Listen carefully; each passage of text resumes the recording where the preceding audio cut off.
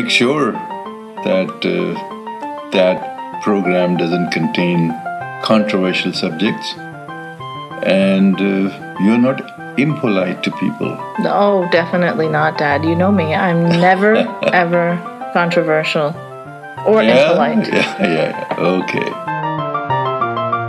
Welcome to Conversations with your lovable, never pisses anyone off, never been banned from Facebook or YouTube, never been sabotaged or censored for politely expressing a difference of opinion, ex-Muslim host Ina, keeping it non-controversial.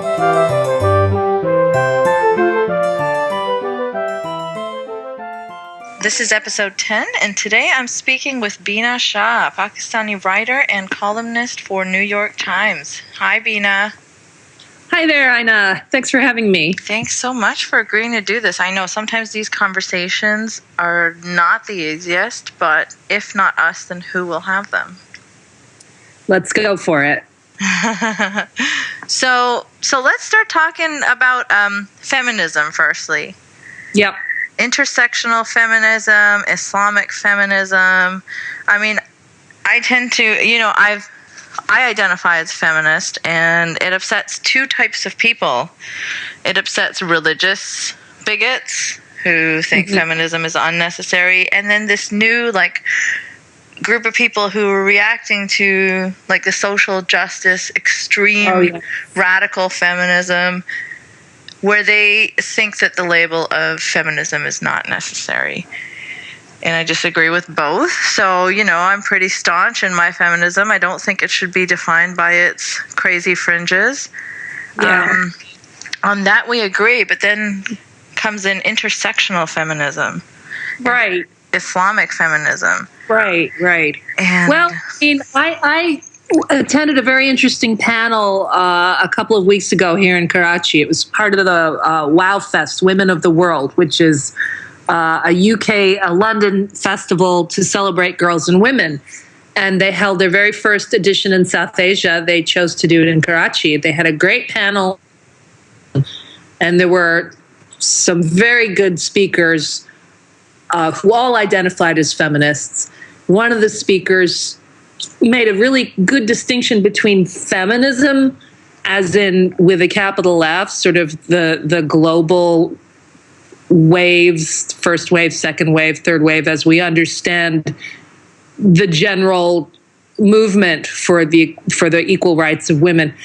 And so there's feminism on the one hand versus feminisms, so different feminisms. And she was sort of arguing that she felt it was more important for us to identify with feminism with a capital F rather than splintering into our different groups of feminisms, because that sort of diluted the movement, maybe weakened it, sort of made the focus. But there's so many opposing types of feminism that it's hard to identify as a whole.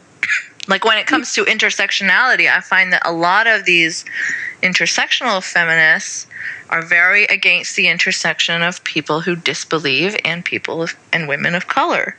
So that's an intersection that is often not recognized. It's all about, women of color and their religion and accepting that. But there's no acceptance for not towing that line, for disbelieving. Well, that's a very interesting observation. I'm myself not aware of a sort of unified atheist feminist movement. Is that something you're a part of? No. It's not really an atheist feminist. I just identify as feminist. And even within atheism, obviously, it's not such a strong unifying factor. There's atheists that are left-leaning and right-leaning and, pro-choice and pro-life and conservative. And so there's no, atheist feminism, but I do feel that there should be more feminists within atheism. There's maybe less space for it than there should be. I have noticed that there's a predominance of white men in this, I suppose, atheist, secularist, humanist movement, the very vocal movement. And I have read to that effect that it is dominated by white men. They've done polls, and that is the group that shows up that most identifying with that sector. But could it be that, like, it's that they're not only just not making space for anyone else, but also that certain privileges and having certain opportunities makes it so that it just happens that way, that, you know, more advantaged people in the West happen to be white men? Oh, I know so many people are going to be so angry at me for saying that because, oh my gosh, white privilege, it's not real. But anyways, we know that there are certain groups that do get more advantages in certain ways than other groups, just like in the religious manner. I guess there is like a religious privilege as well that non-religious people don't get. Absolutely. I mean, I just read the other day, in fact, an essay from a Black writer, and he said that traditionally, you know, Black movements have been very church dominated, and there needs to be more space for the Black sort of activists who are not believing, right? Who are so not our communities, in you know, people of color, we do tend to have communities that are very, very religious, right? And so we can't really shift that all that blame on, oh, it's all white men that get these prominent positions in vocal atheism. It's because our communities don't allow for us to stray outside that line as well, or have these conversations, or explore ourselves in that way. Yeah, I read the silliest poem on the internet the other day called "Finding Yourself is for White People." And oh, really? Yeah. What was the gist of it? It was basically, you know, finding yourself is for white people.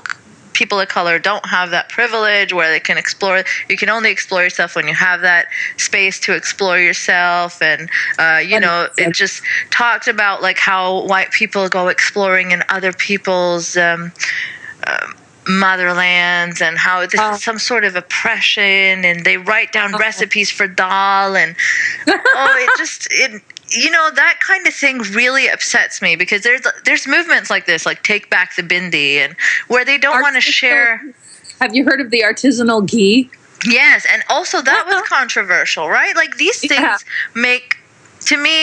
make people of color seem very petty. Of course, we're not all the same, so not all of us agree with that, but I get really angry when I see these types of ridiculous statements that brown people can't explore or find themselves, you know?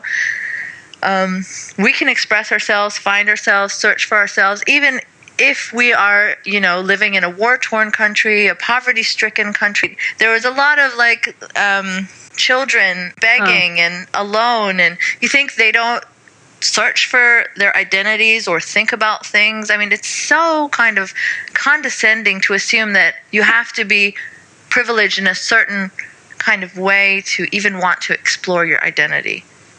Well, to me, it sounds like there are two issues being discussed here. And one is, of course, self-exploration and the privilege of having space to do that when perhaps you're not in a socioeconomic strata where survival is your biggest priority. So I think there's that. Right. If there's no food on the table, obviously that's going to be your biggest priority: food, shelter, water. I'm talking about the criticism being sort of levied through this poem. The other issue is, of course, cultural appropriation and people going to Africa to discover themselves. And I mean, there's a great Instagram, I think it's called, what is it? It's Cultural Appropriating Barbie or something like that. Or, oh my God, it's hilarious. It's where Barbie basically goes to Africa and is doing all these amazing charitable things. It's just such a send up of that whole sort of the poverty tourism and the missionary tourism and that kind of thing. Right, but again, see, I take issue with that because sometimes people with good intent are just going out there to help people, and then these narratives come in, portray them as people who are enjoying the suffering of others and just making themselves feel better, like poverty tourism. What is that? There's a clued-in way and there's a clueless way to do this. Mm-hmm. There are ways in which you can go out there and be very aware of your privilege and be very aware of your cultural baggage, especially as a white person going to perhaps a country with a history of colonialism and imperialism. Yeah, and but I think should you be like afraid if someone at the store offers you like a sari or whatever? Like you'd be like, no, I'm not going to take that cultural. Like, come on, man. Like the people in Zainab Market are not afraid of cultural appropriation when they're selling you their stuff. They just want to sell their stuff, right? Yeah, but if you're going to put on the sari and then take an Instagram picture of yourself and go surrounded by like orphans, right? And be like, look at me, I'm making such a difference to the world. That's where you're getting a bit clueless, in my opinion. Of course, people come out here and they come to serve. They come to, and they find themselves in the process. And that's a human experience. That's not bound by color. But I think it's the parameters in which it's done. And we have different ways of talking about self-discovery. It varies from culture to culture. There are so many, like rituals of coming of age rituals, and so many of our cultural rituals so around. So we can agree that finding yourself is not just for white people. No, I mean that's a ridiculous concept, but I think it's that whole culture of finding yourself, like the eat, pray, love thing where she just takes off for a year and she goes to all these places that are so exotic and she finds herself. But again, there's different ways of finding yourself, right?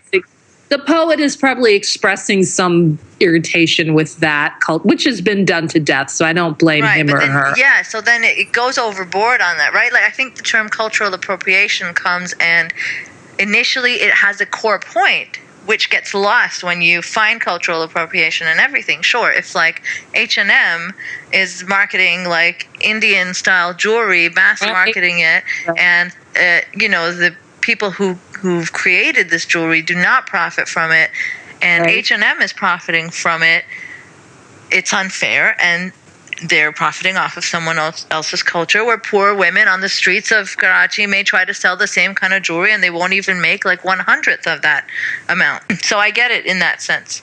Yeah. But if my friend is invited to my wedding and she's white and I want her to wear a bindi or whatever, I don't want other people coming up to her and yelling at her, take back our bindi, like, why are you oppressing us? Or if my friend learned from my grandma how to make ghee and she wants to market it, that's her business. You know where the anger comes from? There is so much anger in that cultural appropriation accusation, and you know where it actually comes from. That when my grandmother wore the bindi, she was racially abused for it. She was I get it, but we're progressing beyond that, right? Where certain people are accepting it.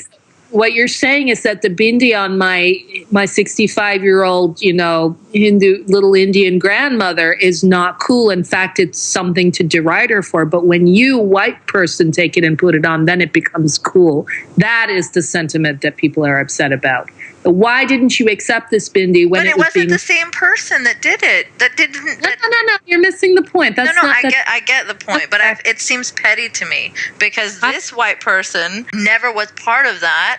So they're accepting a part of our culture. Why then tell them they can't? It's not about individuals. It's about the entire zeitgeist. But then individuals are being stopped on college campuses, told they can't have dreadlocks, or these types of things are just ruining the actual social justice behind these terms. Like now so many people don't take feminism seriously because people find sexism in everything. Like a guy wearing a shirt with pinup girls on it. If he's a scientist sending something off to Mars, he's the sexist that has now discouraged future generations of women from entering into science careers simply because of the shirt he chose to wear. Well, okay. So I think going back just to that last point about the person wearing the dreadlocks and so on and so forth, again, we have to go back to history and realize that a lot of people feel that by going through imperialism, colonialism, a lot of their heritage was stolen from them. Right, but go back even further and maybe another kind of civilization used dreadlocks. And then why are people then straightening their hair or wearing jeans or happily consuming pizza and croissants for breakfast, but you cannot have a paratha. We'll have croissants. There are certain cultures that Western culture looks up to as very cool, like French culture, for example, or Japanese culture. And then there are certain cultures that are not seen, they're typically not seen as cool. They're seen as kind of inferior, like Indian culture, for example, or some kinds of African culture. Africa is a very diverse country, of course, the 84 countries that make up the continent. So what I'm saying is, and I've done a lot of reading about this, and it does come down to the fact that people have different histories, people have different memories of that history, and they have different kinds of baggage. It doesn't mean the same thing when a white person, like, oh, I read this article that why is it that we call certain types of food exotic and foreign and other types of food not? But see, this is just nitpicking now. Exotic and foreign isn't like trying to say something bad. I get what you're saying. I get your bottom line. Consider if you're sitting in the U.S. or Canada and you're going out for pizza, you're not like that's foreign food. But if you're going for Indian food or, Indonesian food, that's foreign food. Do you see what I mean? There's a value. No, I know, but I mean, it's not ill-intended. Like I know my white friends who love Indian food and Pakistani food. Yeah. But they may describe it as exotic because that's not something they grew up with. But pizza is something. They're not like malicious for that reason. They're just seeing it as something they didn't have access to their whole lives. To me, this kind of nitpicking really then creates divides that don't need to happen. That's fine. I think that, like, for example, the author of this poem and other people are finding their voices, and there's a sort of democracy, there's a digital democracy that has come about with social media where people can express themselves and people are sort of letting loose with maybe the anger of quite a few generations that they have experienced, that their parents have experienced, that their But it also becomes a scapegoat, right, for not really self-reflecting. I'm most interested in the betterment of my own community, and I see a lot of times we are deflecting those problems because, but the West did this, but colonialism, but imperialism made us do that. No, I don't.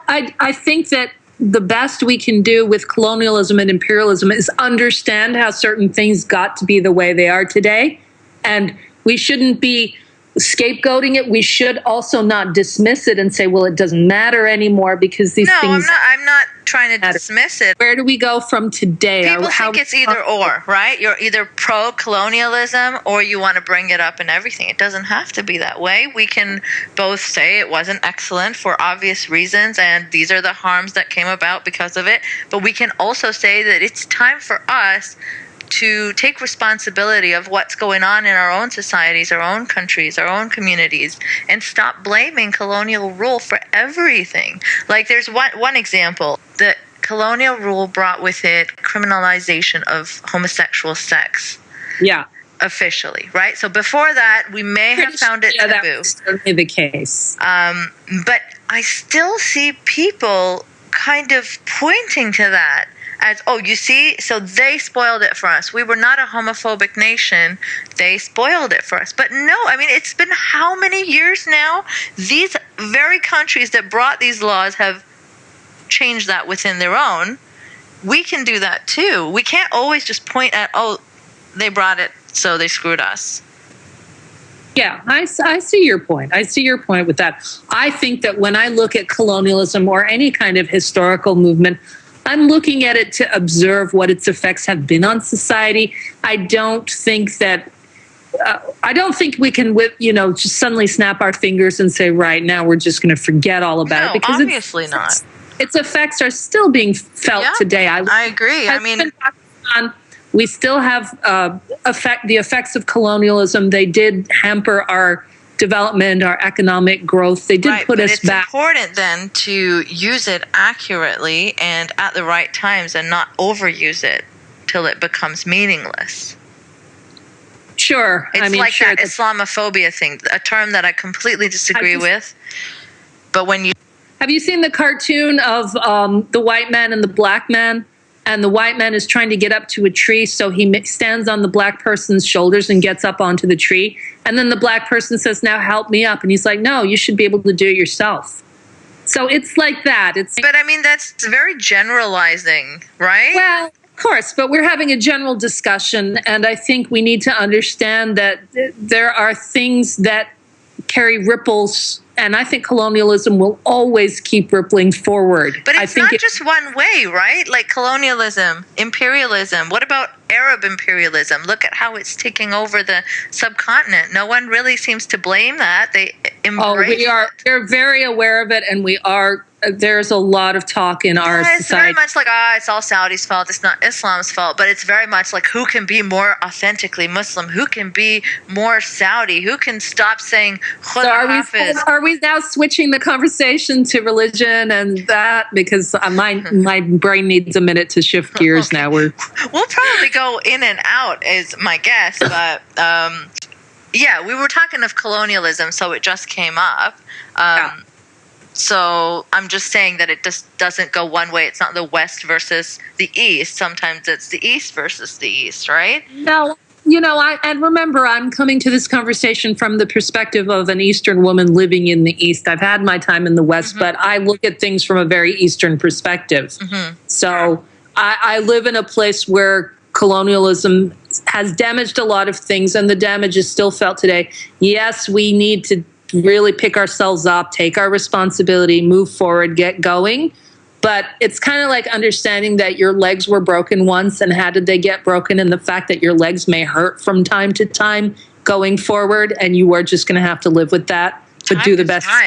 No. We've just accepted defeat. Like, we can't do anything about this. Like, our legs were broken 100 years ago. We can't. I don't know who this we is that you're talking about, because where I live, people are working hard to get somewhere. People are working hard to progress. And as much as has Pakistan improved in your lifetime or gotten worse? Yeah, it's improved. There are a lot of things that have gotten a lot better. Extremely. I mean, certain things have gotten a lot worse. Like, my grandmother could walk out in a sleeveless, strapless outfit in a public park whenever she was young, and there was no talk of hijabs and niqabs everywhere. These things just didn't exist.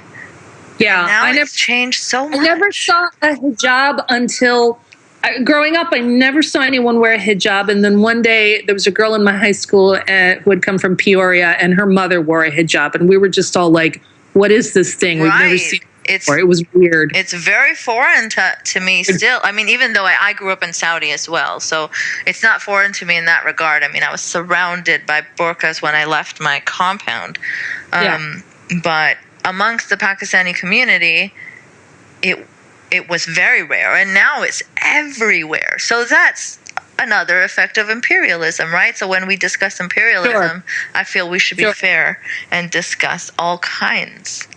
I think that's definitely, that is an Arab influence, and it's not even just Arab is, again, so many countries. It's a very Saudi, and it's a very Wahhabi kind of influence on our dress code and on women's dress code, but even men too. Yeah, and I mean, it's not just dress code; it's language too. Like, to say goodbye in Urdu, we say Khuda Hafiz, right? Yeah, which I still do. Right, and a lot of people have changed it because Khuda is Persian. They've changed it to Allah Hafiz, so it's like pure Arabic. It doesn't even make any sense grammatically. If you want to say goodbye in pure Arabic, you'd say fi amanullah. You wouldn't say Allah Hafiz. It's funny.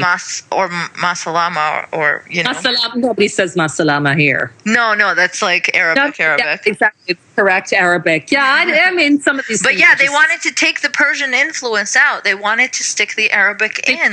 And so sometimes I see in my family gatherings, as everybody's leaving, those who clung to their original Khuda Hafiz, and they're stubbornly clinging on to it, while others are like looking at them, no, it's Allah Hafiz, Allah, and I'm like, what? These are silly things. Honestly, I mean, I wouldn't I used to be like, and now I'm just like, who cares? I'm going to say Khudafis, you say whatever you want. It's not, to be honest with you, our society has a certain core, which is very South Asian. And no matter how much we try to stick an Arab sort of a gloss over it, it's not going to change at its core. It's changed, though. It's changed so much. Not in this. I mean, if you come to Pakistan, you will see we are South Asian in nature. You cannot call us an Arab country. We're not an Arab country there, but we're getting there. As Al Huda spreads, last time I was there, I saw a shop that was only for women allowed inside. I'd never seen that in Pakistan before, and I was like, "This." The only shop that I know that's women only is a bra shop. I haven't seen any others that are. Even in Saudi, it was men that sold you bras. That's crazy. I know. It was very bizarre. And they have like the raciest underwear there in the shops, by the way.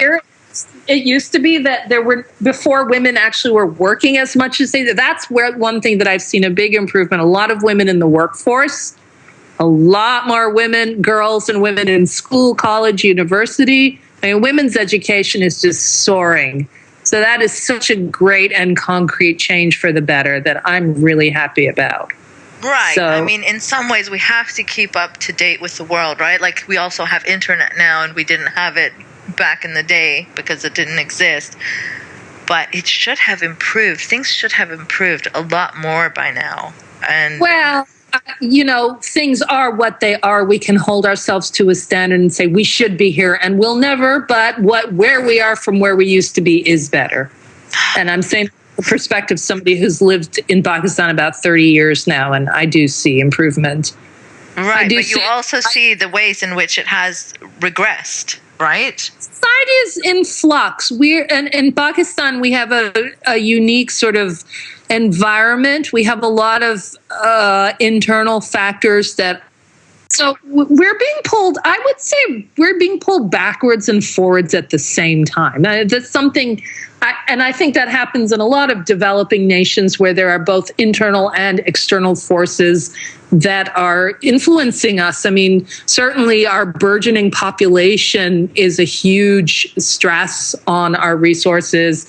It's a huge stress and we don't really have good planning. We don't really have good sort of government management and people who are forward thinking. So our vision for the future is lacking. So let's talk about this forward thinking people. It's interesting because here you and I are both conversing. We're both, I guess, liberal minded people from the Muslim community. However, we are not on the same page on a lot of stuff, actually. Right.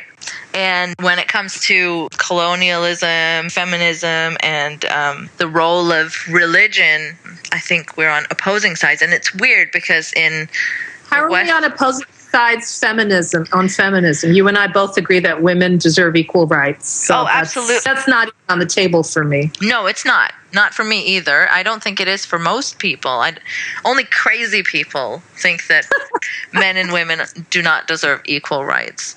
So, in terms of Islamic feminism or the fact that, the religion gives us these rights and has, I don't know, given people the tools to be feminist in today's world, I don't agree with that. Well, I think that works for Muslims. I don't think it necessarily works that way for people who are not Muslim. Right, but I was once Muslim. And then I couldn't reconcile that. And so I wouldn't insist that you as an ex-Muslim should look to Islam for your feminism. That would be stupid. I think people need to come to feminism in any way that they see works for them. Islamic feminism works for women who want to reconcile their Islam and their feminism. It's just one of the many. It's just two opposite things. Like you have a verse that tells you, or what you say is a Salafi interpretation where men are in charge of women and, you can strike them or whatever. And then you're believing in this and you're also saying you're feminist, or you're wearing a niqab or a hijab and you're saying this is your expression of your feminism. It's an injustice to the word feminism because these things are the opposite of equality for men and women. I don't know a single Muslim feminist who says, yes, I should be hit. I really... No, I know she doesn't, but what is she doing then? They'll always find a way. They'll say either the word is mistranslated, it is out of context, or they just don't know about this verse. That's the thing that a lot of actually anti-Muslim bigots don't realize, is that they think that all Muslims endorse every single verse in their scripture actively. And what I have a tough time explaining to people is that Muslim is a spectrum. People believe to varying degrees, people practice to varying degrees, just like any other religion. Just because it's Muslim doesn't automatically mean devout, and literalist. Muslim means a lot of things, and as I always say, Islam is no monolith. And right. And it should be up to the individual really to define their Islam for themselves. It should be, but you can't deny what exists in the primary scripture. It actually is written there in black and white. I mean, we can talk about verse 434 where we can say that it doesn't say to hit.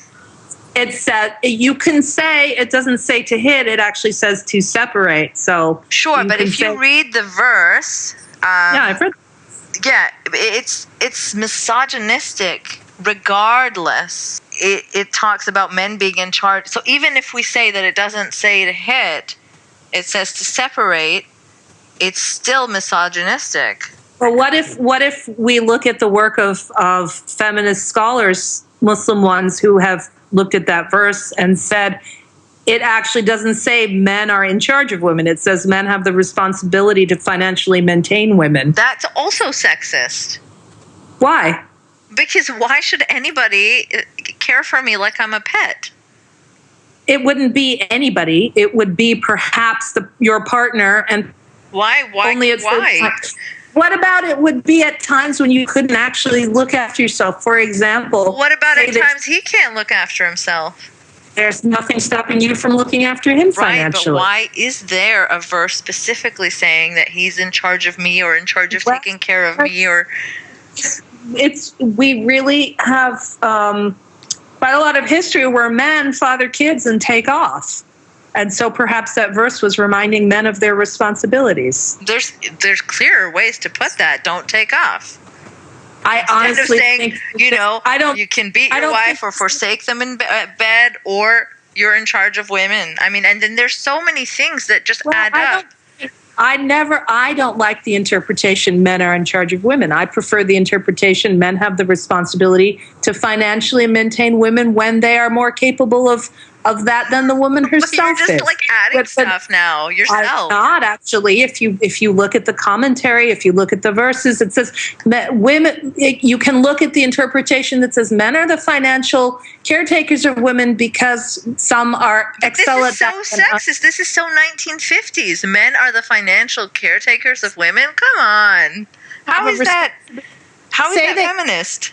Let me ask you a question. Suppose you have a partner. Suppose that you have a child with that man. Suppose you fall ill with postpartum depression. You're unable to work. Who's in charge of helping with that situation? Yeah, but is postpartum depression the only thing that could happen? What if he gets ill? There's nothing that you can also look. I mean, I just see. I don't understand why. Right, but just pointing this out specifically, that men, you must look after your women, even if you choose to interpret it as look after and not in charge of. However, there's another verse where it says women are their tilth and they can come forth and plow them however they like. Of course, I'm paraphrasing, but yeah, you are. It's hard to ignore the repeated themes of not feminism. See, when you want to, it really is going to depend on what you're bringing to this table. Let's look at Islam as a table. Now, what you bring to the table is what is going to determine the shape and the size and whether the table has equal legs or unequal legs. All I'm doing is reading the words. I'm not bringing anything. I'm just looking at what's written and stating. So why is it that I'm looking at what's written and you're looking at what's written? Because you're trying really hard to find an alternate interpretation which makes it sound more palatable. Interpretation alternative. Why is yours the mainstream interpretation? Why? Because it is. Look around in the world. It is the mainstream interpretation for hundreds of years. Maybe you've accepted the patriarchal world that has decided that this is the mainstream interpretation. Maybe you've drunk the Kool-Aid. maybe I'm actually looking at this from a radically feminist or a radically liberating or a radically emancipatory reading. No, what's happened, this is the way I see it. Feminists now who can't reconcile any other way see this and say, oh, well, we gotta, it's badly written, firstly, because it does not have a clear message. I'm sorry if that offends you, but it's contradictory everywhere and probably wouldn't get published today. So you can really pick from it what you like. I'm not really worried whether a publishing company publishes it or not. I know. I was just joking. My itches. But you can take from it what you like, and you can. The whole point. Embellish. You are supposed to take. No, well, look. Again, I'm just going to say that, I don't accept that this is the way we have to read it. That's great, Bina. I support you in that. But what I find upsetting is the whitewashing of the suffering of many, many women and apostates and LGBT by saying this is not a plausible interpretation. It's there plain as day. Governments take it seriously. Majority scholars take it seriously. Why would I be against that interpretation if I wasn't recognizing that people have suffered under that kind of interpretation? No, but you're saying that it's just misunderstood. It's like telling me that my abuser... So that's absolutely not what I'm saying. I'm not saying, it's so innocently misunderstood. I think it's been very willfully treated as such. And I think that because the world has been such a misogynist world and such a patriarchal world from the get-go. So it's really the problem. The world is the problem, but religion is not to blame. I think men are the problem, to be very honest with you. I think men are the problem because men want to preserve their power. But men are the ones who created this religion. All the prophets are men. Most verses are addressed to men. You were saying that men are the problem, not necessarily religion, right? And this is my take on it, Ina, and I know nobody's going to agree with me, and neither mainstream Muslims nor non-Muslims, whatever. But this is my unique take on it. I really do think, because of patriarchy, and I'm a feminist, so I view things in terms of patriarchy and misogyny. But I really do think that men have been in power pretty much since the beginning of time, except for there were a lot of matrilineal. Wait, let me finish. Okay. Let me finish. There have been matrilineal societies. There have been matrilineal matriarchal religions. These were mostly pre-Abrahamic or what have you. But since the advent of sort of what we know as Abrahamic religions and modern society and so on and so forth, men have pretty much taken control. They have taken advantage of the fact that women were tied up with, child rearing and so on and so forth. And those roles became very solidified and codified. And they used a lot of the aspects of religion to make that sort of set in stone, that this is what women should do, this is what men should do. Going on from that, I really do think that men have taken the lead in controlling scripture. Okay, but and its translation and its interpretation. If God was an all-knowing, perfect for all time being, would he not have communicated better? Could he not know that dinosaurs existed? Maybe he should have included that in the holy book. B, don't take slaves should be a basic, and we can get into the slavery thing if you want. Oh God, yes. Don't kill people for thinking differently than you. Just some simple clarifications. Right. I know. I mean, I think, but he didn't do that. Instead, it's a confusing, contradictory bunch of. I agree that I agree that these things are not set out 1, 2, 3. If only it was all just the 10 Commandments. It's so clear. No, but the 10 Commandments miss a lot of important stuff too. Well, there are only 10 of them. If there were 100, maybe there would have been more. I think. I know. I mean, I agree with you that, God, if only it was easier. If only it was in a language that I didn't have to learn to understand it. If only I could have. Doesn't that give you a clue about how fallible it could be? It's not, so It gives me a clue as to the fact that we cannot be satisfied with what is on the surface of things. We can't be satisfied with what we've been told. We can't be, and this is the major mistake we all make, those of us who call ourselves Muslims. We accept what other people tell us without actually going to it ourselves and making up our own minds. And if you go to it and you read it yourself and you decide this isn't for me, I don't agree with this, I don't like it, fine. But if you're actually just saying on hearsay, well, I've heard it's like this, so I'm going to believe it, or I'm not going to believe it, I think that's lazy. I'm not doing that. I've actually extensively really looked into it. And I mean, I think that's fair. And if you've done that, you've done your examination, and you are unhappy with what you read, you are perfectly free not to follow it. Honestly, I was more happy being Muslim when I didn't read anything.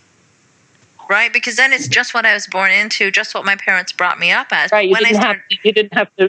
When you had to actually engage with it and struggle with it, you were not satisfied. Yeah, I mean, always, even as a kid, there were some basic logical questions that my parents couldn't answer, and so. Like what, for example? Like, for example, that whole Abraham story that, you know, he was told to sacrifice his son. So when my mom told me about that, it terrified me. And I'm like, so this guy is a good example of a good human being or whatever, and he's so wonderful that he listens to God, even if God comes in his dream and tells him that you're going to have to sacrifice your son. So what kind of a messed up world are we in where God can come to my mom in a dream and say you have to sacrifice your child, and she would be a bad person not to listen? So I asked her, like, would you do that to me? And she was like, I would never do that to you. Don't worry. And I'm like, so are you a bad Muslim? Which makes you a good person. Yeah. Yeah, and she's like stumped, right? Like she doesn't know. I asked her if about evolution and Adam and Eve and how that all links up. And again, you know, she didn't really know how to answer, but so there was always logical things that left me wanting. So as I grew older and older, I kept exploring. The more I knew, the less I believed. The more I knew, the less I believed. And so then I come across women who see these mainstream interpretations and say, okay, well, this is not good enough for us. We're going to create our own feminist version of this. This is, you know, in theory, that's lovely, but you cannot deny that this is also a plausible interpretation. If we're just going on everybody's interpretation here, because the writing itself is so vague that nobody knows whose interpretation is right and whose interpretation is wrong. Who's to say one is more superior than the other? Well, these are questions that each person has to ask for themselves. I kind of go on a lot of the times my own instinct. I go on my gut feeling. I go on the feeling that. But then that's you doing the work. Your gut, your feeling are in line with the secular 21st century. I consider that part of my struggle as a spiritual person. That it is on me. It is on me to do that work. And I don't think But then why credit it to like a book that's over 1,000 years old that isn't making much sense consistently when you're doing all the work? Are you asking me why am I a Muslim? Like, why do I still believe in this? I'm just saying when you're doing the hard work of figuring stuff, you're relying on your gut. It really doesn't have to do with the scripture then. It's not really guiding you. In what way do you say that it's not guiding me? Well, you're guiding yourself. It's your morals and your values and your liberal thoughts that are guiding you. I've taken those morals from this scripture, though, and somehow I have read the scripture in a way that guides me to those morals. For example, I feel that the scripture has taught me that it's wrong to take a human life. It's wrong. Life yet innocently. It says multiple times that you can do in certain situations.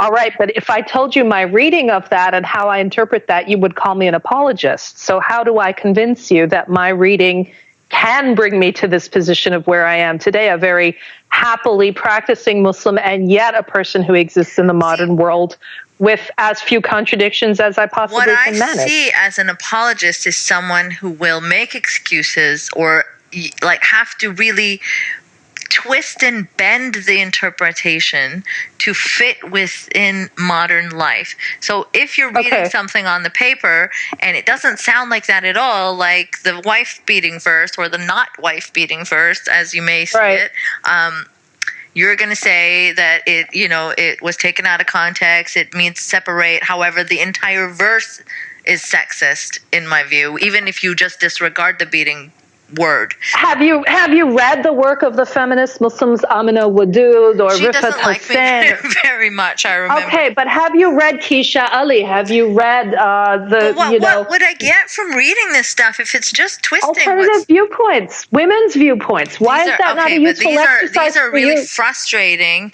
viewpoints that whitewash the stuff that causes so much damage to me. I don't know. I would actually give it a chance. I would actually, if I was a feminist of any I've read sort, some stuff. I would. But it's so unconvincing. It's so like trying I think you would like. hard. I think you would like Keisha Ali's Sexual Ethics and Islam, which has just come out in a new edition, 20th anniversary edition. I'll check it out. I'll write it down and check it out because what she says, she doesn't do any whitewashing. She doesn't do any apologizing. She says, yes, these verses are there. And there's no way that we can sort of go back and whitewash them to appease to modern sensibilities. So this is what's left, and this is how we try to make sense of it. See, I think you would like that makes more sense than saying that's kind of a position that I have. That I look at those verses as a lot of that is speaking to the people of the 7th century. Right, but then it's not perfect for all times. Well, okay, hang on here. Let's just go back and say, suppose we look at scripture as historical documents. Suppose we look at it in terms of it was addressing. It's all man-made. If it's a historical document, it's not some divine. Hang on. All I'm trying to say is that if we want to look at the Quran as fallible, as if we want to look at it as a flawed document, whoever was responsible for its authorship, then you can come to peace with what it was trying to do for its time. And you can say, thank you very much. That doesn't suit me in the 21st century, but I can see that in the 7th century, it made sense. Yes, I would support that view. I think it's a mistake for anybody, even an atheist or an ex-Muslim, to demand modern sensibilities from the Quran. Nobody's doing that, though. You are, because you're saying this is so sexist, it's so misogynist. Yes, because in today's times we have a definition of sexism. Right. Do you think in the 7th century is that it's not so perfect for all times. It's not so divine because it shouldn't be limited by the morality of the 7th century. Then, if it's written by an all-knowing God. Hang on. Why are we limiting it to the morality of the 21st century? Why are we doing that? When we get to the 25th century and the 30th century, when we get to the 25th century, I'm not claiming divine status. That doesn't make sense. I'm not claiming to be perfect. When we get to the 25th century and the 30th century, what we believe in the 21st century is going to look really awful to them. Of course it will, Bina, but that's because we're mere mortals. We are flawed. I'm not denying that. I am so imperfect. I could not even list for you the ways. What is it that you were looking for from Scripture? What did you want from it when you were trying to make sense of your logical questions? What is it that you wanted? Logic.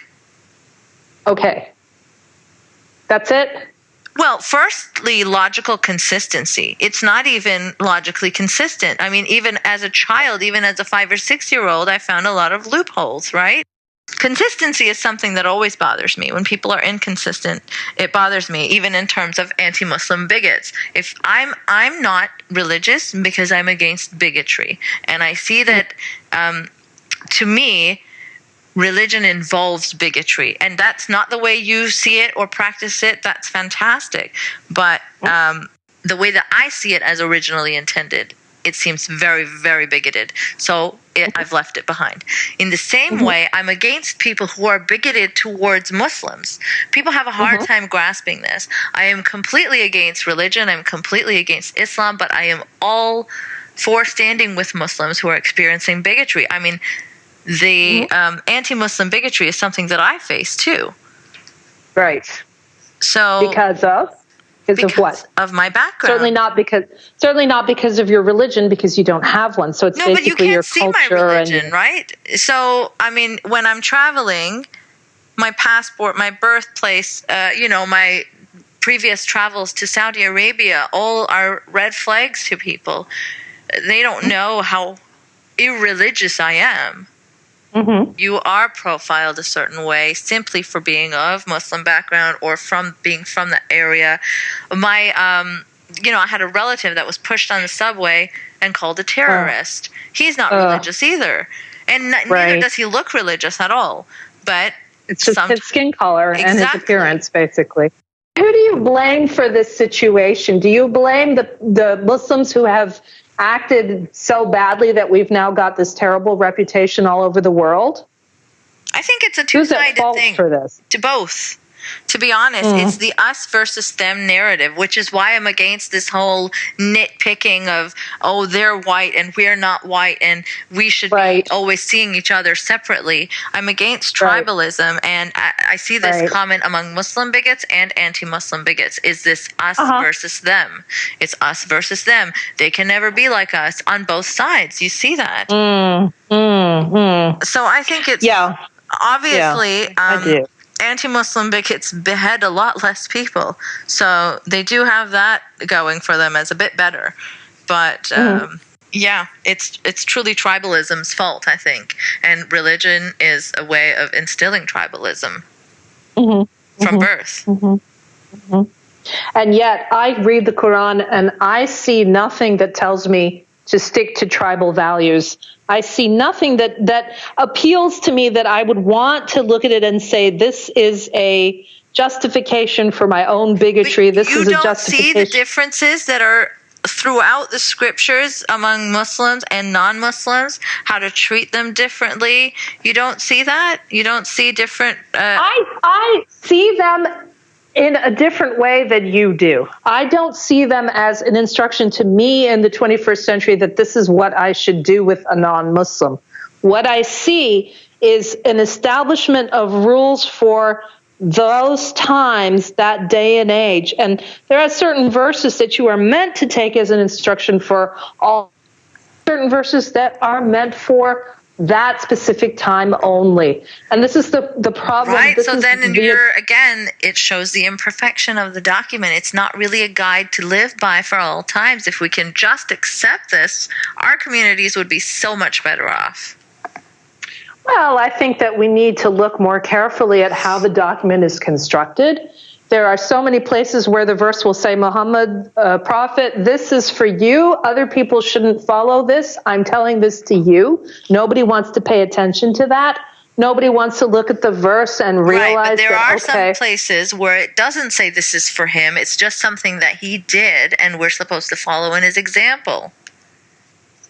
If I were a theologian, I could really sit with you and pull out all the verses and we could go through them one by one, but neither am I, nor are you. Let's talk about the council. But I do know that it's not all straight. Hello, Bina, this is everything you need to do from start to finish. Well, yeah, I know it's the Quran is personalized to you, but it could be a lot better than what it is. I mean, I think that I could take my whole life and try and study it, and I probably still wouldn't understand it, but that wouldn't stop me from trying. And I think that as a Muslim, that is a responsibility that I have, to keep looking at it and to keep trying to tease out meanings and layers. There are at least 4 or 5, so if not 6 layers to how the Quran is written. That comes off as a bit elitist, right? Not on your part, on God's part. Why? If he has created this thing. Oh, God's an elitist. He's God.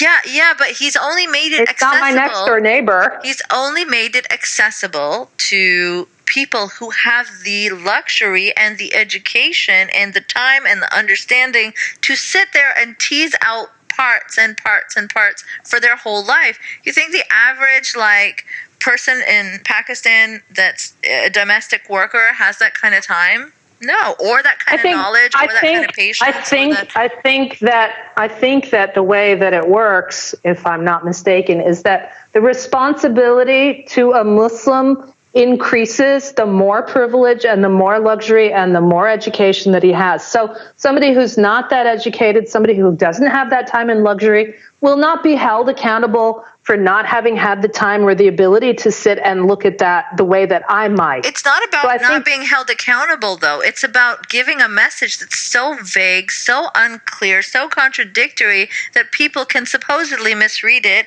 and have been doing so brutally. Let's make it clear. Let's make it clear that vague, uncontradictory, and so on are your descriptors for the Quran. They're not yours. They're not mine. I think that the Quran is very specific where it needs to be. I think that it's general where it needs to be. I think that there's a literal layer, then there's a spiritual, then there's a metaphysical, then there's an allegorical meaning to every not single verse in the Quran. Not everyone is going to pull those things out of it, though. So that's neither my responsibility nor yours that everybody will or will not pull that out. But it should be a divine beings. Come on, who is the Quran for? Is it for only the most educated upper class, or is it for everybody? I'm not going to try and understand what God meant when he sent the Quran, as I believe that he did. I'm not going to say I know what God meant. I can only do what I know I'm capable of doing. If I care so much, I'll try and transmit the best of my knowledge to other people that want to know more about it. That's the best I can do. You send 20 kids to school. Are all 20 of those children going to actually get the same grades, understand everything the same way? They're probably not. No, but when you're teaching kids, you're trying to be clear. You're not giving them contradictory messages. You're not giving them... And yet, as a teacher, I can tell you that when I stood up and said one thing, all 20 kids took 20 different meanings from what I said. And I may have been completely clear, but because of individuality... But again, you're a flawed human being. Surely God can communicate a bit better than you. Well, if I see him, I'll ask him the question. All right. Let's talk about the Council of Islamic Ideology. Woohoo! My favorite subject. So this is a lovely group. You want to just explain what they are? They're an advisory board, and they were formed. I don't even know what the year was. I was supposed to look it up. They were only supposed to be around for 10 years. They stuck around for a lot longer. Basically, their job is to examine the laws of the country and make sure that they are consistent with the Quran and Sharia and blah, blah, blah, blah. Right, and they have suggested... They have no legal power whatsoever. They can't make laws. They can't do anything. They just sit there and and then that's it. That's great that they don't, but I mean, sometimes the God power is more than legal power. Like, look at how Salman Taseer was murdered just for opposing the blasphemy law, right? Some dude took it upon himself to do God's work and murder this person who's opposing blasphemy laws. That wasn't really legal. I'm going to annoy you by saying that the blasphemy laws are a gift from British colonial time. Right, but can we please grow up now and do things for ourselves? We need to have anti-hate speech laws, and we need to make those consistent, and we need to take out whatever but I'm worried about the hate speech as a term, because people use hate speech to define things like anyone that offends anyone religious. I'm not going to get into the whole thing of what the ins and outs of the law, but let's go back to the Council of Islamic Ideology. So recently they suggested that you can lightly beat your wife. And now this is an excuse I've heard a lot, and coming from educated people. And it makes me laugh and cry internally at the same time, because I don't know whether it's funny or it's sad. It's a bit of both. But they use this, but it's not like a harsh beating that is prescribed in the scripture. It is... I mean, come on, they're not fooling anybody. It's a light beating. You can beat her with a straw or a feather. They're not fooling anyone, and especially in this day and age where we have such a problem with domestic violence. And the government has actually said it's a priority to end this. So the Council of Islamic Ideology is basically just trying to get some attention, I think. Right, but don't you think they could influence people? And I mean, they've got backing in the scripture. For me, I think that they are actually... It's really good that they said this, because it's come out into the open, and now we can actually debate it. Yeah. Because before, domestic violence was always seen as something, right? You just keep it in the house. You don't talk about it. You don't... So this, in fact, they've done us a favor by saying this, because now we're discussing it in the media and talk shows on television, and alternate viewpoints which have never been heard before. I mean, women never even considered before that they had the right not to be hit. And suddenly that's coming out everywhere and people are talking and women are saying... Right, but what happens when someone shows them the verse? The husband's like, here it is. And here's a quote from you. You wrote a blog post on this. It boggles the mind that anyone could find any of these recommendations sensible. But they don't come out of nowhere. The vast majority of Pakistani men do believe that it's their divine right to discipline women and keep women under control. And they confound masculinity with violence. Therefore, the masculine thing to do is keep your woman under control by using violence. So you do recognize that it's not coming out of nowhere. No, I don't. And I think we go back to 434. And I think, again, it's this problem of this interpretation of that verse. And I've even heard some male scholars saying that word daraba does not mean hit; it means to separate. Right. So I think I've spoken with people who are hafizes and also scholars and people who've studied classical Arabic who say it does mean hit. So it has 12 different meanings. It has. Right, but in that context of how the verse is flowing, it's pretty... Yeah, what's the verse flows like this. First, if you fear that they're going to be disobedient, and the scholars, the alims have all said, disobedient to you, the husband, and other people say disobedient to God. If you fear this, you can admonish them, leave their marital bed. It doesn't say disobedient to God, it says disobedient. What? So... First, it starts off with saying men are in charge of women. Disobedient, but they add it in commentary. They add it in tafsir. They add it in interpretation. They sneak it in there. But what does it mean? Disobedient to who? Nushuz, rebellion against what? Some responsibility of being what people see it as. Right? Islam Whatever amazing message God had planned did not come through. Islam? Islam is basically the Muslims themselves. Right. Islam is not a person. So majority Muslims have to realize we want to hit women. Therefore, we're going to interpret this verse the way we want to, and we're going to make it look like it says women get to be beaten up. No, it says that in all the major publications, in all the major versions of the Quran. It says that. Who wrote all those translations and interpretations? All men, but. And religion all those men is a game for men. All those men come from a very right. So, but it's time for women to take it back. And I think we have every right. The people who created it, I mean, they created it for themselves, and that much as a parent. It's time for women to just say this doesn't work for me. But anyways, we can agree to disagree about that. I'm not willing to give up Islam just because some men made a mess of it. I'm not willing to do that. It means a lot more to me. Okay. If that's your understanding, it's not because, the way I see it. Going back to the earlier point that you made, that you wanted logic out of Islam. You wanted logic. I didn't go to Islam for logic in the way that you may have gone to Islam. You went to Islam for some clear answers. I went to Islam for a kind of a spiritual path and a spiritual journey and a relationship with what I understood to be a creator of this universe, and I got that. So I don't know how you get that when the creator is so deeply flawed. How can you know what I individually get out of it, and how can you judge that? That's what I'm saying. So you'll have to leave it be. I'm happy to leave it be. This is one thing I don't understand about people like you, ex-Muslims, so on and forth.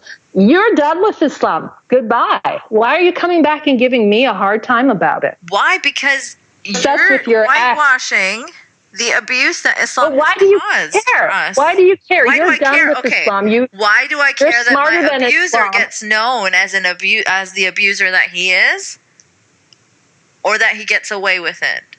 Who is this abuser? I don't know anything about your abuser. Religion is my abuser.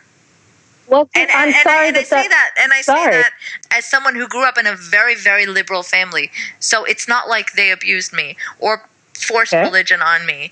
But I grew up in Saudi Arabia, where the state did enforce religion on me to a certain degree. And yes, you're going to say that's not your interpretation. That's the Wahhabi interpretation. However, These things are not plucked out of nowhere, as you acknowledge yourself. They can find backing in scripture as well. You're the one that has to really try to find another meaning to try to fit it into this century. And people that you can take the U.S. Constitution and you can pluck the Second Amendment out of it and say that means I get to own a gun and shoot. But who wrote that? Who wrote it? The founding fathers did. Being? Was it a god, or was it a flawed person? Well, the founding fathers are as close to perfect Americans as you can get. No. They're flawed human beings. There's no comparison with an all perfect All I'm trying to say is that people color source documents. People color that with their own prejudices, with their own needs, their own lacking, their complexes, their desires, etc., etc. Yes, but there are some things that just exist within the document, especially if that document is a guide to life. What kind of terrible guide to life is it if no two people can even see the same thing in it? If it's so contradictory that it doesn't make sense the same way to everyone.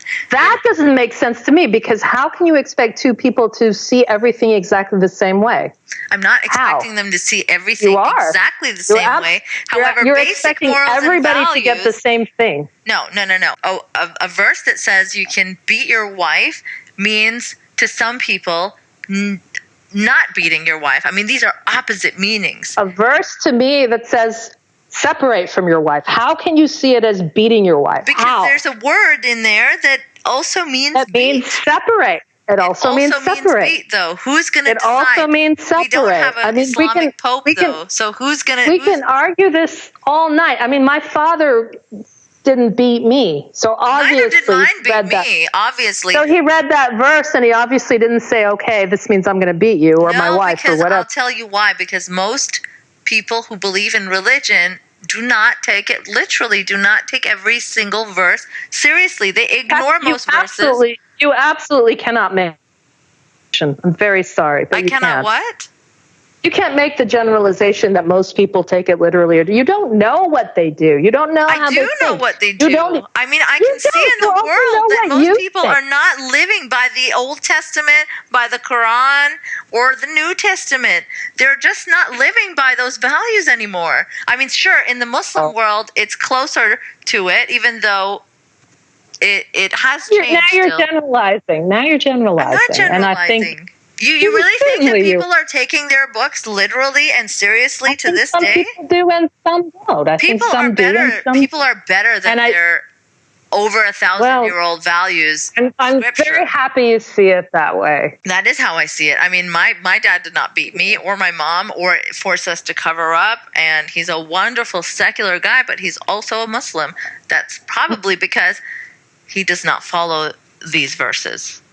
Mm-hmm. Right? And he hasn't found some feminist interpretation. He hasn't really searched for one, but he hasn't really examined each verse either. He probably doesn't even know what verse 434 says if I ask him right now. How does he know what to do? How does he get dressed in the morning? Because he is a functioning human being. He doesn't need religion for that. You see what I'm saying?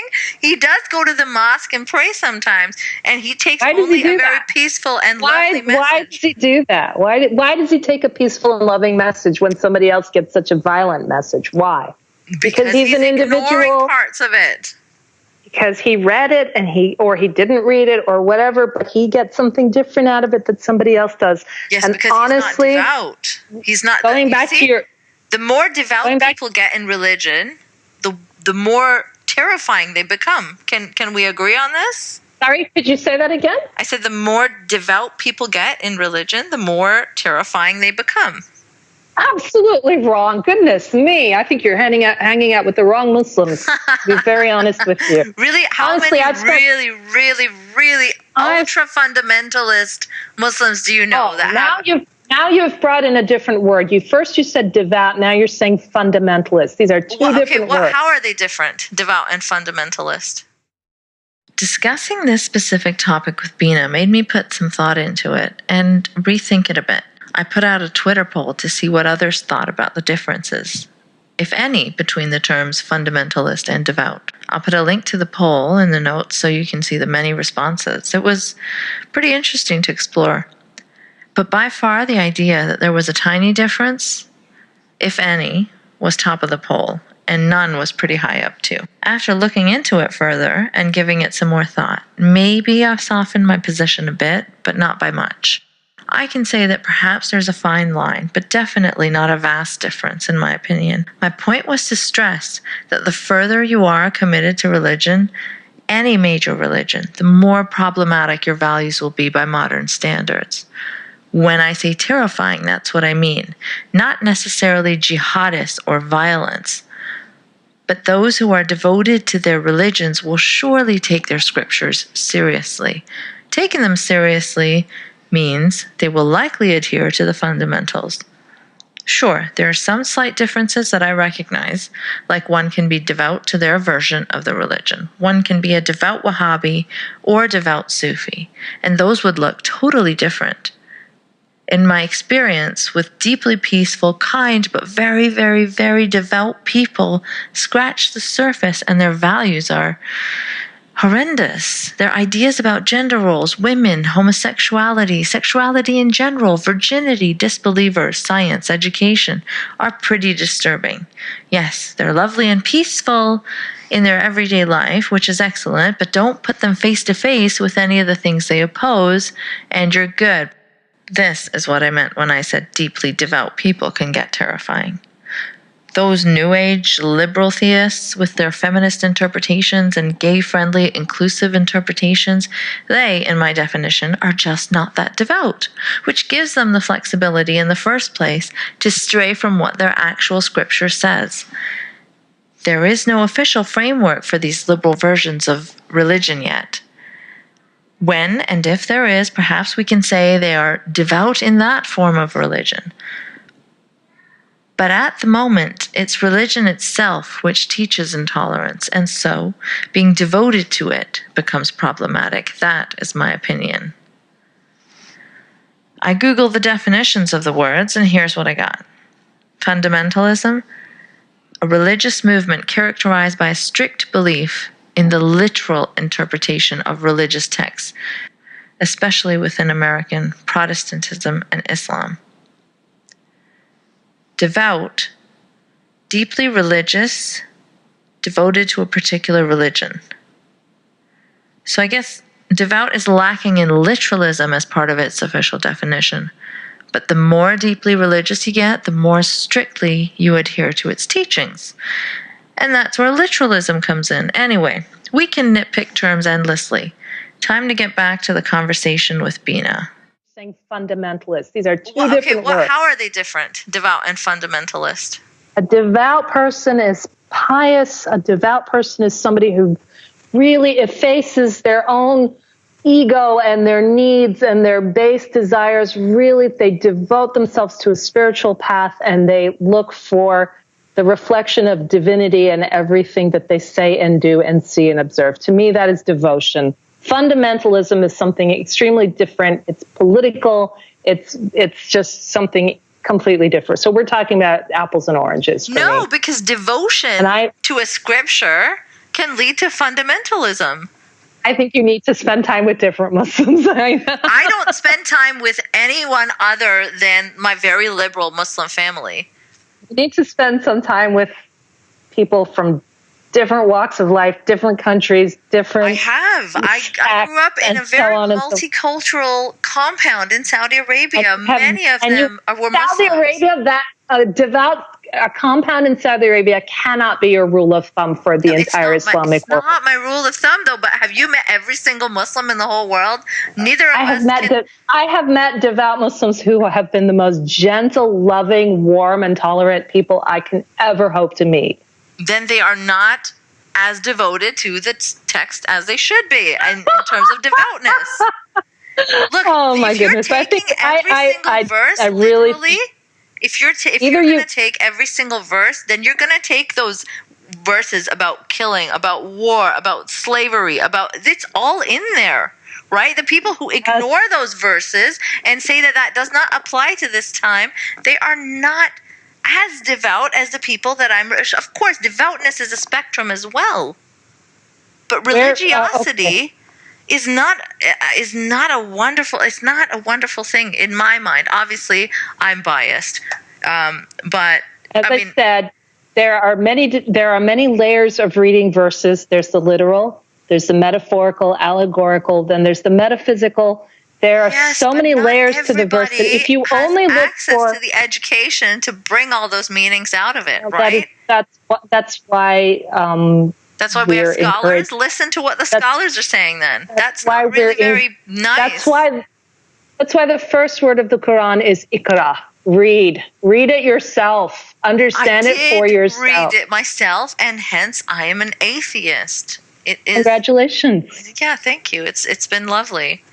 Look, can we just quickly talk about the article that got us to having this conversation? It's your article about Afghan women and what the West gets wrong. Oh, sure. Yeah. So I remember that Sam Harris tweeted this article and said, ugh, right? And you were like, oh, achievement unlocked. So is there a little bit of a beef there? Or no, I don't pay attention to Sam Harris. So why was it an achievement that he didn't like your article? No, I was like, cool, he retweeted me. And he doesn't like me. Even better. So it's good that he doesn't like you? You don't like him? Yeah, I think he's annoying and silly. Silly? Yeah. That's not a word I've heard. I don't think he's silly at all. I mean, I don't agree with him all the time, but... Oh, he's a silly man because he dismisses so much of the world with a wave of his hand.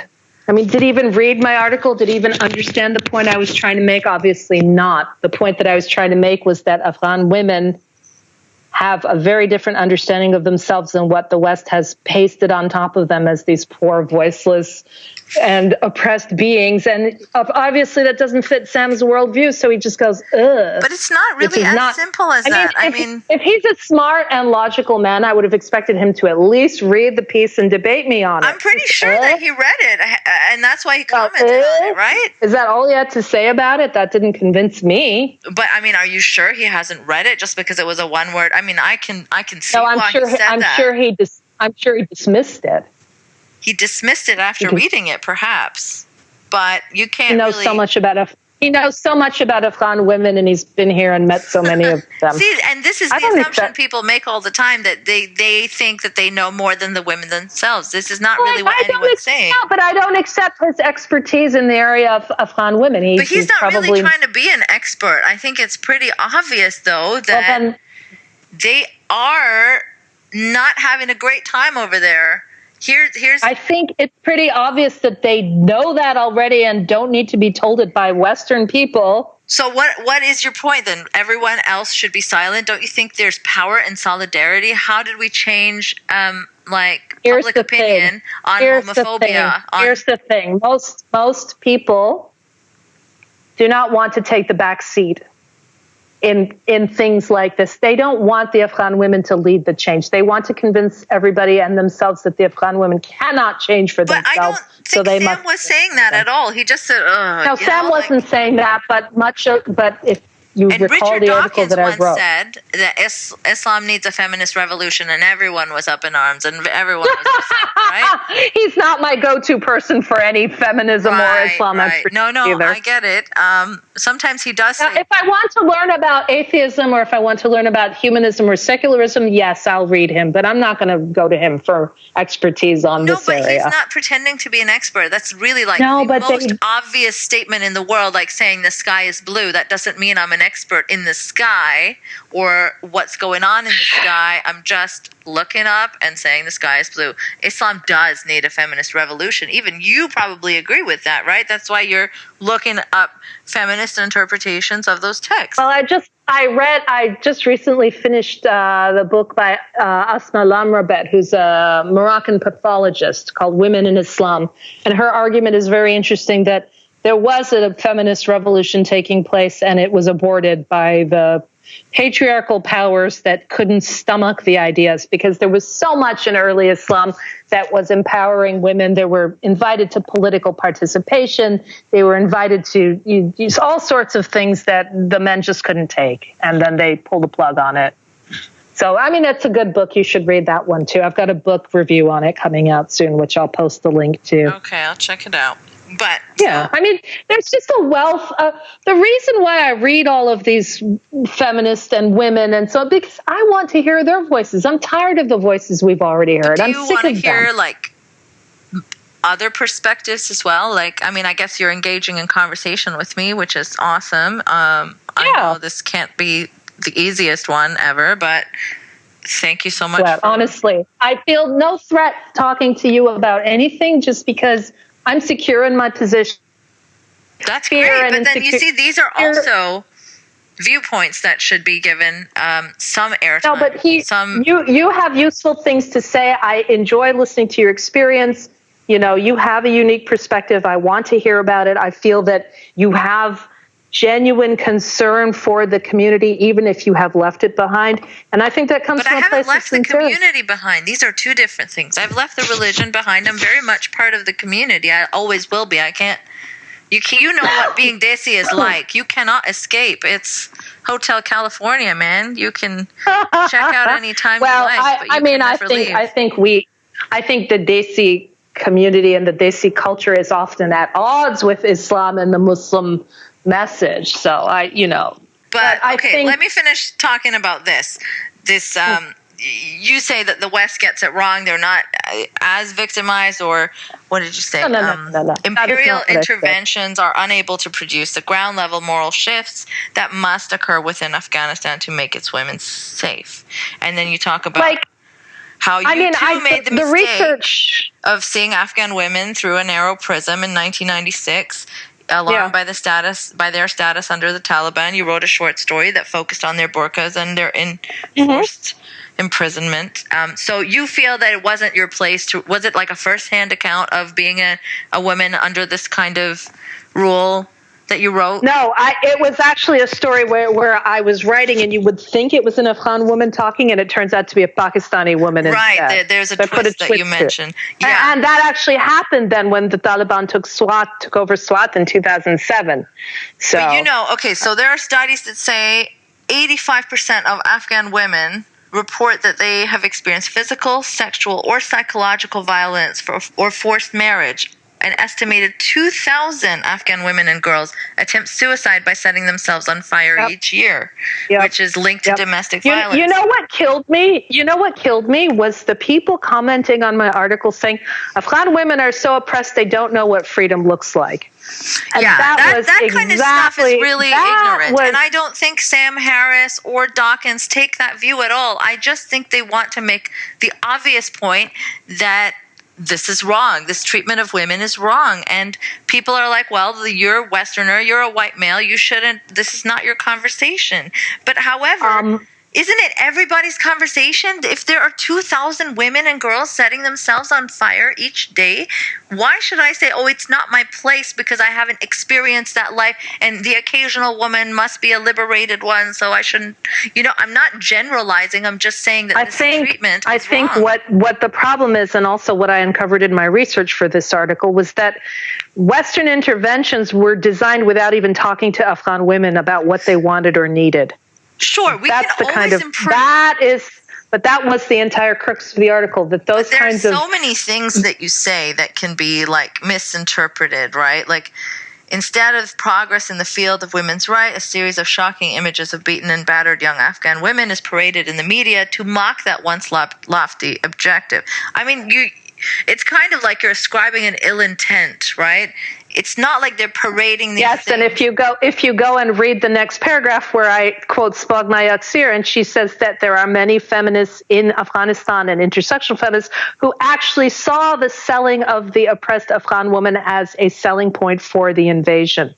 So there was, and there could be some ill intent there. So when you speak of Western intervention, do you only speak of invasion, or do you speak of people speaking out about it? This is not your conversation kind of thing. What I'm saying is that show solidarity, but don't try to take the lead in the fight, because that is for Afghan women. Who's trying to take the lead? If they're setting up a non-governmental have you heard of the Laura Bush Institute for Afghan Women? Okay, so then Laura Bush is someone you should have a problem with. Yeah, Okay, Sure. and who else do you think I'm trying to address all the aid? You know, and But there were people sometimes that these really aid organizations are the aid. ones that are helping. These are the ones that are bringing the numbers out, the stats out, that are showing the world that it is 85% of women, that it is 2,000 women a year that set. So you mean So you is mean that to say wrong? that there are no Afghan feminists and no Afghan That's not institutions what that I are doing said this at work? all. That's not But what I said at all. the Western world cannot take the lead in this fight. But sometimes they They cannot. have more resources, and they can just do more. So why would you stop? Why do you assume that is how? Do you know that there have been Afghan feminist groups, resistance groups? Do you know the history of Afghan feminism? There are, but why would you turn down solidarity? You know, as an ex-Muslim, I would never say that, you know, ex-Muslim, that conversation is only for ex-Muslims and everybody else stay out of it. I would take solidarity and numbers and more people talking about it. If you look at the research that Lina Abirafi did, which I also quoted in my article, there's huge suspicion of the West amongst Afghan women. They are not all sitting there saying, please rescue us. They're not doing that. This is not it. But are you suggesting that people stand by and watch people suffer? Because I said solidarity, but you cannot take the lead in this fight. I don't see what's unclear about that. No, but that's I don't really. See what. But that's it. That's all I have to say on this. I cannot say yes to you because that isn't what I'm saying, and I think I've said it 3 times already. Yes, but a lot of things that you say can be interpreted as in you stay back because you're a Westerner. They don't need your help. You just said it right now. They're not asking for rescuing. If you are sensitive and you're going to think that, then you're probably going to see that in what I wrote, even though I'm saying that isn't what I said. See, you say, in fact, they resent greatly the idea that foreigners need to intervene on their behalf. That is directly from the research. You base your entire project on that is directly from the research. Right, to free women on an untruth. Is there any surprise when it fails? What's the untruth? The untruth is the projection of Afghan women as victims and oppressed and unable to speak for themselves. They are victims and oppressed. There you go. You are saying exactly what the people that said to me, they don't even know what freedom looks like. We have to go no. They do know what freedom looks like. I'm sure everybody knows what it looks like and aspires to it. But how can you debate statistics that are saying 85% of them are abused? The Western understanding of the Afghan women is that she doesn't know what oppression is. She doesn't know she's being abused. She doesn't know she's being oppressed. Afghan women know very well that they're being oppressed. But have you listened to their voices, or are you just going on what you are imagining is true about them? This was the point of the article, and really, I can't discuss this anymore now because this is going nowhere. Okay, so this is very much like the Mona El-Tahawi kind of perspective, really? Right? Is it not? Yeah, I mean, she said something about how I'm saying listen to Afghan women, let them take the lead. And she said this must be a fight between and led by Muslim women. If you're white / not a Muslim woman, shut up and listen to us. Yeah, you're not saying shut up, but Muslim. I'm saying listen and give solidarity, but don't take the lead and don't co-opt the lead because that's an outside intervention and it will fail. But how can you show solidarity and not go in and try to help if you can? If you have the resources, how can you not speak up? You're going to say, I just said that they are oppressed. You're saying that I'm saying the same thing, that they don't know what freedom looks like. Have you asked them what they want? Do you know what they want? They, though? There's some women that will be more privileged. There's some women that will risk their lives to get the hell out. And that is why you talk to them and you find out what they need. And then you design programs that are custom made to what they have said they need. That's not what perfect. You imagine. I think that's a great suggestion. But that's an improvement, right? That can be made. That's an improvement that we can be making. Well, I think that should have been done before they designed all these programs and went in there. Always ask the person affected what they need if you're trying to help them. Of course. I'm saying that based on my research, that wasn't done. Right, but you're also saying that I can't say things like they are oppressed because they are. I didn't. I said that they are aware that they're oppressed. They don't need to be taught that they're being oppressed. In some ways, though, there are oppressions that come with religion that are just so ingrained in us, like hijabis, like niqabis. I'm not saying every hijabi is oppressed in every single way. I'm just saying that hijab is an inequality to men that they may not really see.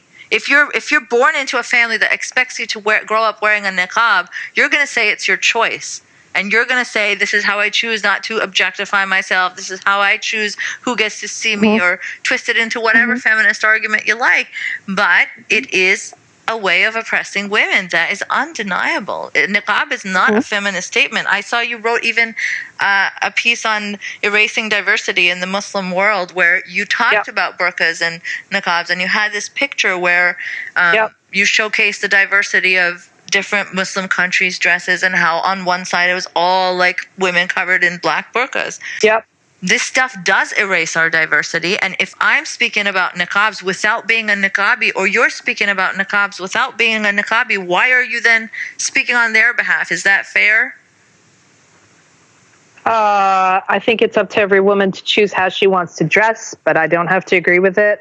And that's all I'm saying. But then in the same way, we can say we don't agree with the way women are treated in Afghanistan. Yeah, but I'm not going to go and create a program which liberates women from their niqabs. I'm not going to go and force it on them. And I'm not going to go and create a war to go rescue women from their niqabs. Yeah, I'm not talking about war, though. I'm just That is what I was talking about. That was the point of my article. And I am talking about that. If you're just talking about war and not non-government organizations, and then it's all part of the same. So then you're not just talking about war. It's all part of the same. The whole war / and then the military-industrial complex, and then the NGO and the Western aid development. Saying that Afghani women are oppressed is some form of. He didn't say that. He said, and that was a silly comment for him to make. It was like a non-comment. It was a pretty like a. Well, exactly. Which is why I just laughed and said achievement unlocked. I can't take that seriously. Yeah, but I mean, I can see. He prizes logic, but that was the least logical thing he could have said. So I was like, haha. He just didn't say anything. It's not illogical. Oh, he thought he was being very smart and saying, but you know. But it's that. I don't have. It's that thing that people like me, who are minorities within minorities, always face that also, where people who are majorities within minorities are speaking for us and saying, other people should not speak up for our group. Or no one's saying speak for us, but speak with us, speak in unison. Like the louder, the more noise we can create, the more information people can get. Yeah, but I totally believe that you have the ability and capability to speak for yourself. I'm not saying you're so dumb you don't even know how to speak for yourself. That's not what anybody's saying, though. Okay, some certain stupid but that was the point of my article. That was the point of my article. You asked to discuss the article, and that's what we're doing. Right, but I think you assume a lot more people do that than do. Right? When someone like Sam Harris... I was going based on research, and what Sam Harris said or didn't say is of secondary importance to me. Honestly, any man that just says and dismisses the viewpoint of a woman, I'm really not very impressed. You're saying that he's trying to be some sort of expert. You won't go to Dawkins or Sam. They're not trying to be experts. They're not trying to lead the movement. I think there's a bit of chauvinism in there also. In just saying, I don't agree with this point of view. No, I think they have quite a sexist attitude towards Muslim women, and I really don't. I don't respect it. They're actually some of the few people that stand up for those of us from the Muslim community that are women that do not want to be treated the way we are treated from within our communities. So he stands up for me. That's awesome. No, he doesn't. No, he stands up for me, though. Oh dear. Do you think I think he stands up for me because I am anti-hijab. I think I don't need him to stand up. I don't think Muslim women need Richard Dawkins or Sam Harris to stand up for them. You can say that yourself, but I think the more we get, the more noise we make, the more. What if gay people said that? We don't need straight people to stand up for us. Let's just talk about being Muslim. No. I really need to. No, I have to stop now. I'm sorry. Okay. It's gone. It's very late, and it's time for bed over here. So. All right, Bina. Well, thank you for having this discussion. At all. It was. I enjoyed it. It's invigorating. Let's put it that way. Yeah. All right. Well, you take care, and Have a very nice evening. you too. Bye. Oh, wait, it's morning for you, isn't it? Okay. Well, have a great day afternoon. wherever. All right. Take care. All right. Take Bye-bye. care. Bye-bye. Thanks for listening to another episode of Polite Conversations. You can support this podcast by sharing the shit out of it, making some noise about it, or contributing via Patreon. Patreon.com/Nice Mangoes. No E in mangoes. Also, you can follow me on Twitter @Nice Mangoes. If you want to make a one-time donation instead of a monthly Patreon one, you can do so via PayPal. nicemangoes.blog@gmail.com. Remember, no E in mangoes. If you've got an interesting story and would potentially like to be a guest, you can email me there too. A special thanks to Dylan Beck for theme music, sound, and production help.